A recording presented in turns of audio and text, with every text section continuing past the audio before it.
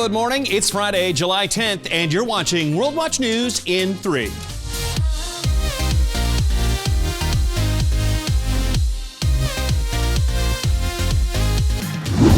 The U.S. Supreme Court expanded legal freedoms for church-based schools. It said religious teachers legally are no different from ministers, and the government cannot interfere with hiring and firing decisions. The ruling resolved 2 cases where teachers filed lawsuits against Catholic schools for job discrimination for firing them. The legal term to remember here is ministerial exception.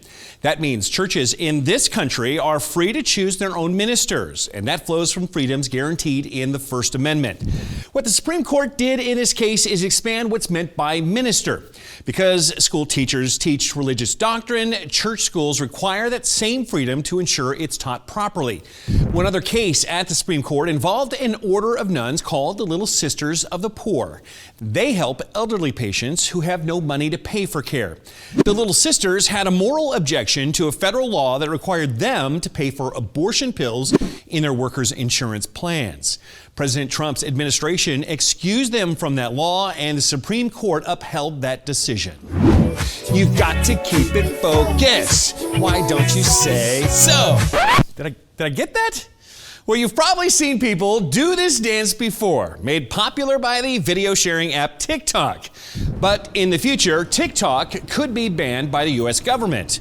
Why? Secretary of State Mike Pompeo says the app might be sharing information on American cell phones that's meant to be kept private. We want to make sure that the Chinese Communist Party doesn't have a way to easily access that. The company that created TikTok is Chinese-owned. It's one of the fastest-growing apps in the world, downloaded more than 700 million times last year. TikTok maintains it's never given user data to the Chinese government, but the U.S. government remains skeptical. SpaceX scrubbed its latest launch this week. Weather delayed sending another 50 satellites into its growing fleet, the Starlink Internet project. But closer to Earth, internet is being provided to remote parts of Kenya in an unusual way. Balloons. Yes, balloons. Really high-flying balloons, soaring higher than planes, hoisting powerful transmitters similar to a cell phone tower. Well, people used to travel 40 miles for internet connection. Now, helium-filled balloons bring it to where they live.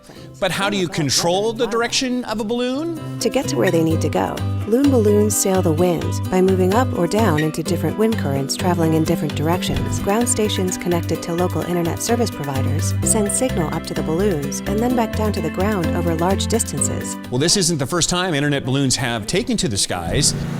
Loon balloons were used after Hurricane Maria knocked out power and internet to Puerto Rico in 2017. With a successful launch in Kenya, plans to send balloons to Mozambique are already up, and away. It's a bird. It's a plane. Well, no, it's actually just drones. 300 of them. They lit up the sky over Seoul, South Korea. Images showcase proper hygienic practices along with the display of support for medical workers. So how was this done? The drones were synchronized using satellite positioning. And don't worry, the 10-minute show was a surprise to avoid crowds gathering. Social distancing and all that. Well, thanks for watching, everybody. I'm the Big Bash. We do want to make sure that you subscribe down there. It's going to be free for you, and it's going to let you know whenever we have a new program. And remember, whatever the news, the purpose of the Lord will stand. We'll see you tomorrow.